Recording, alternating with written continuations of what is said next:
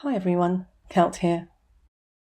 So the Queen has had her 96th birthday, and what a present her grandson, Prince Harry, has given to her. The Mail Online is saying that Harry was at pains to praise Her Majesty, especially for her sense of humour.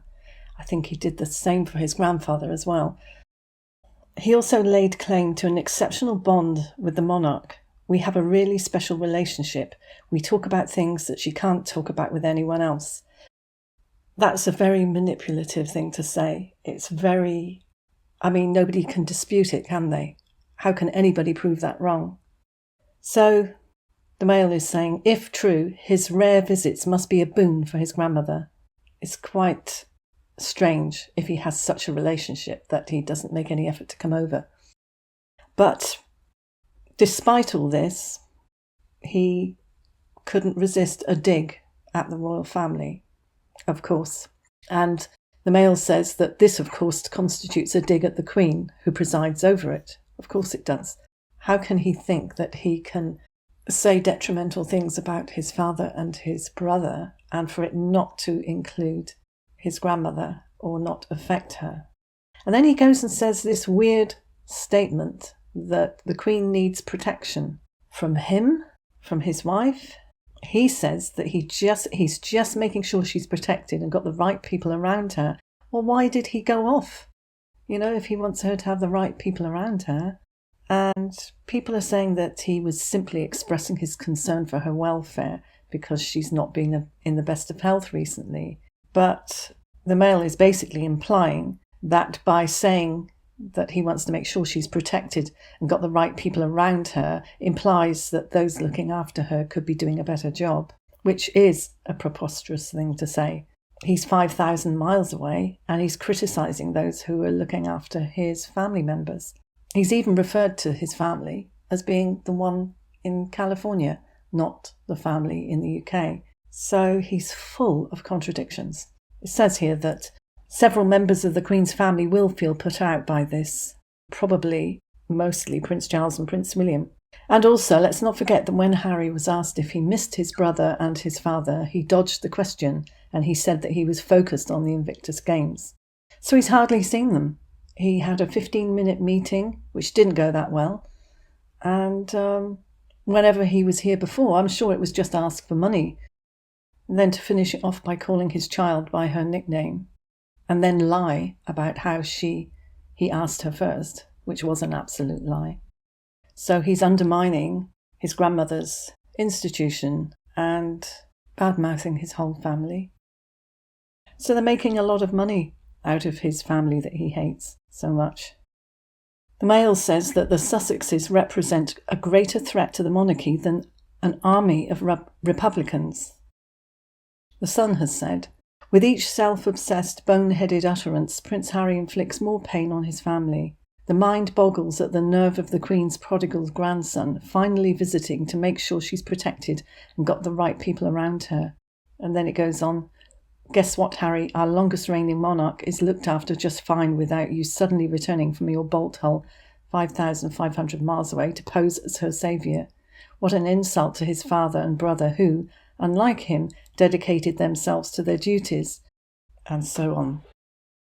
And Prince Charles wants Prince William to stand up for Camilla ahead of Prince Harry's book release. So it's said that Charles is reportedly expecting an excoriating takedown of Camilla.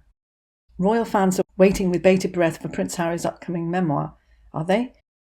But the royal family is reportedly having a few reservations. And sources close to Charles are saying that he's expecting the book to basically be quite unflattering to Camilla. And he's hoping that he can get Prince William to help with some preemptive damage control, or at least to stay neutral. I think staying neutral isn't that good because it's almost like you could be condoning something. I think that Prince William does need to speak out. Prince Charles wants William to go on record as sticking up for Camilla if the book attacks her. And this article also says that Prince William allegedly didn't want to go to the Princess Diana statue unveiling. That's interesting. There's also speculation that Prince Charles might change his name when he ascends the throne and maybe take on the name of King George. Because I think the King Charleses have been pretty rubbish kings in the past with bad reputations, so he would change it. I doubt that he's going to get there. I think that things are going to change fairly soon. And as much as a lot of us like the monarchy, I don't think it's going to go on forever. So Harry hits the pub on the Queen's birthday. He goes to an Irish pub, hangs out with some army friends, and has a pint of Guinness. So it says here that he had a 3-hour session with ex-Royal Marine friend at an Irish bar in The Hague. This was after his outburst about the Queen's protection. So it's said that he turned down free tequila slammers and instead had a pint of Guinness. And it's said that he rejected more alcohol because he was meeting the Dutch king today. I don't think it would make a lot of difference, would it? Bizarre in his behaviour anyway. So Meghan's gone back to California and Harry is left to drink Guinness with his mates. And when asked if he spoke to the Queen on her birthday, he didn't respond. What an absolute weirdo. So he apparently stuck to 1 pint for over 180 minutes. Who was timing this? Somebody there with a stopwatch, watching Harry drink his beer. And looking at the picture, it looks very much like brown-eyed Harry. This is interesting. Doesn't look like the blue-eyed Harry to me. So when Harry was speaking to People magazine, he said that he honours his mother in everything he does, and that he is his mother's son. How can he honour his mother in everything he does, especially speaking against his brother? His mother would bang their heads together. I mean, Harry would be grounded indefinitely if his mother was still alive. Honouring your mother in everything you do isn't just bringing her name into everything you do, Harry. In other words, just do what you want to do, assuming that you're right in everything you do, and just add your mother's name to it. No, that's not honouring. It's said that the royal family are wearied by the never-ending soap opera surrounding Prince Harry, but determined to put on a business-as-usual front as they marked the Queen's 96th birthday. Prince William and Catherine were working in London and they had to dodge questions about Prince Harry's latest claims. It says here that Harry is known to have a historical hatred for the so-called men in grey suits, the senior courtiers who advised the Queen. But the Queen is also surrounded by a tight-knit and intensely devoted circle of mostly long-standing servants. They are led by Miss Kelly, a former dresser, promoted to the position of personal assistant, advisor and curator to the Queen. And Harry famously fell out with her over Meghan's choice of tiara for their wedding. This was when he first came up with the "what Meghan wants, Meghan gets" phrase.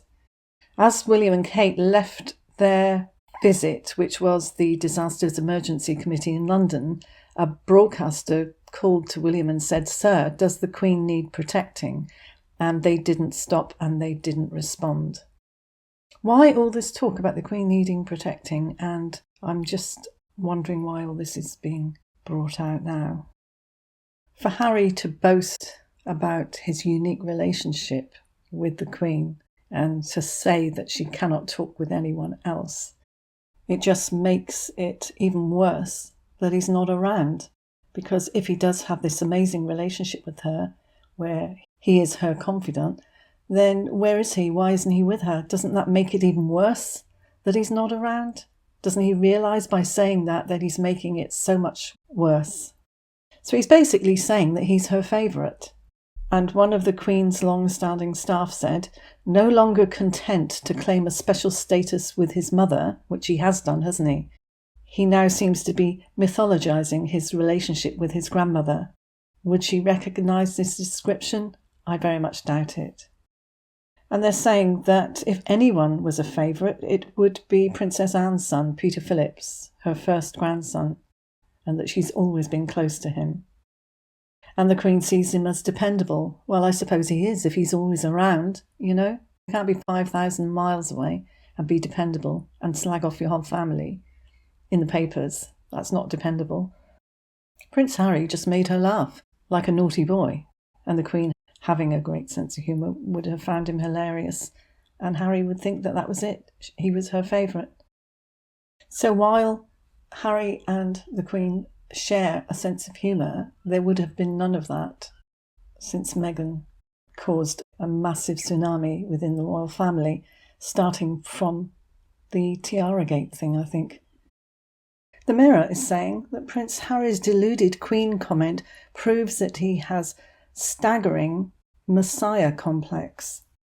What with his Messiah complex and Meghan's Queen of the World complex, Harry told NBC's Today Show that the Queen has always got a great sense of humour with me, which is lucky, because when it comes to his next comments, he must be joking. And then he goes on to say about her, he wants to make sure she's protected and got the right people around her. And the Mirror is saying that with those 14 words, he surely lost the last remaining British people wanting to defend his recent behaviour. I think so.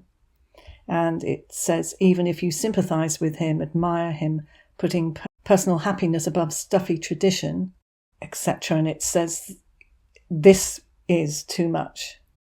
And that even his most ardent fans would actually find this too much. And they say whatever projects Harry has been busying himself with for the last few years, making sure the Queen is protected and has the right people around her, hasn't been any of them. Even his biggest fan cannot deny that he's literally been doing the opposite of that. They talk about it going way beyond hypocrisy and displaying a complete lack of self-awareness. They both have a lack of self-awareness, he and his wife. And they say how incredibly patronising to the Queen, who has somehow managed to get by without his protection for 96 years now.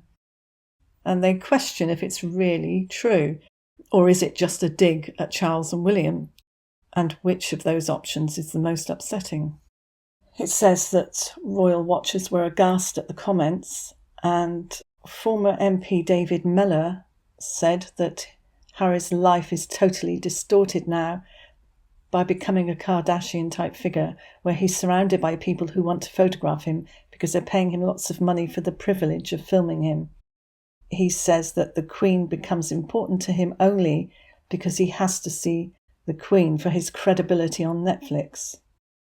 Interesting that I've heard that Netflix is in a freefall, so we'll see what happens with that.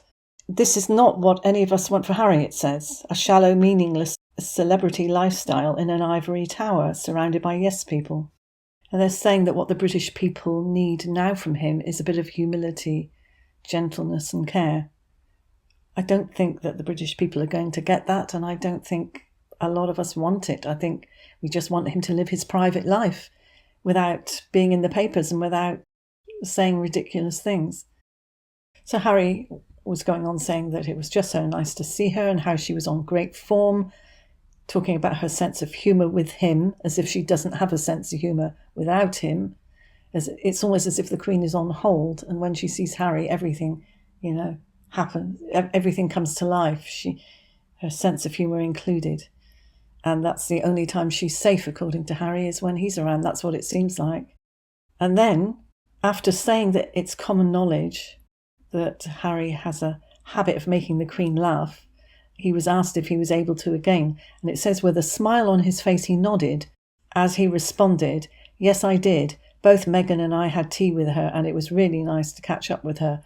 Well, we know that that's an absolute lie, because it was said to me Harry had a short meeting and Meghan didn't even get to see any of them, that she was given tea and sandwiches and kept out of the meeting. So, lies again. And Harry says that home for him now, for the time being, is in the States, and it feels that way. And he says that they've been welcomed with open arms and have such a great community up in Santa Barbara. Well, from what we've heard, they don't see many people, and they don't get invited to things, and they're just knocking around in this big house by themselves. Deluded Harry, that's what people are saying. Deluded.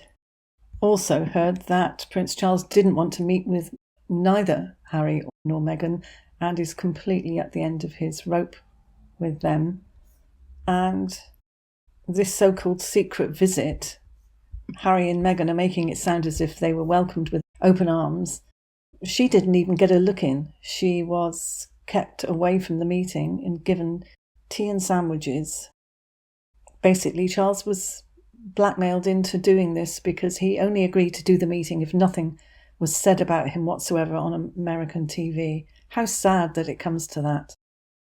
So Harry turned up late for the meeting and probably couldn't wait for it to be over. So 15 minutes, I'm surprised he gave him that long.